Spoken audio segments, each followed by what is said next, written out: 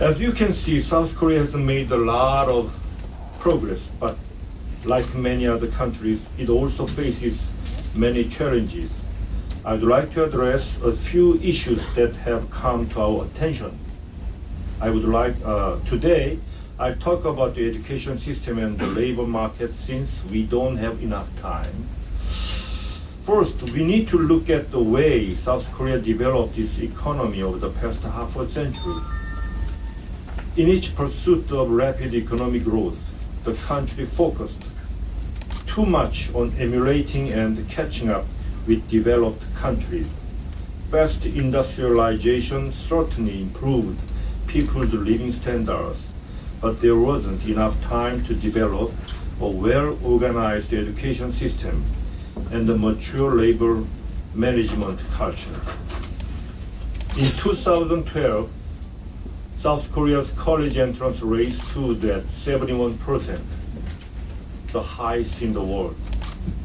Although higher education is a good thing, it has also caused an imbalance in workforce supply and demand.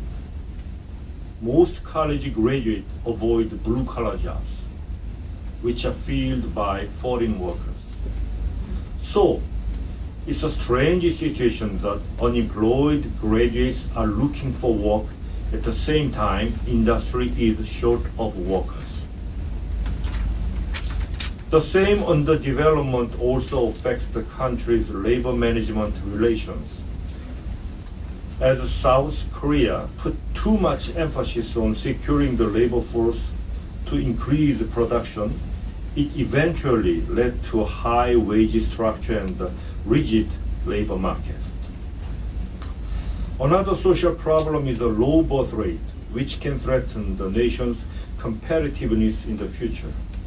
The cause of this problem is South Korea's poor and expensive environment for raising kids. And with the rise in life expectancy, the proportion of elderly Korean citizens will grow fast, turning the country into an aged society in 2017 and a super-aged society in 2026.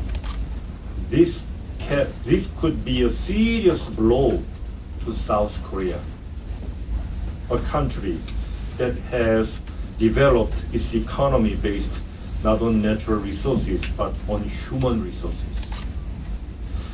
Another big concern is that our manufacturing industry is losing its growth momentum, while the service industry is still lagging behind, causing an imbalance of growth in the Korean economy. We have actually been losing manufacturing jobs since the 1990s, partly because more Korean manufacturers have automated their assembly lines and moved the labor-intensive operation overseas. Moreover, the industry is affected to be just labor-intensive goods, but now high-tech areas like mobile phones, semiconductors, and displays are no exception.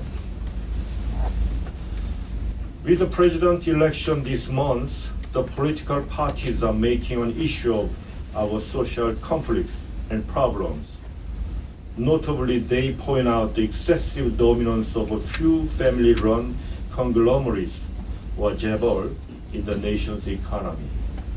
These corporate giants are being blamed for abusing their economic power to drive out smaller businesses and even mom-and-pop stores. And now, let's talk about the future growth engine for South Korea.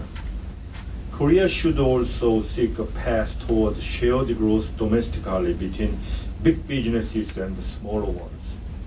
That has been a top priority for Korean government.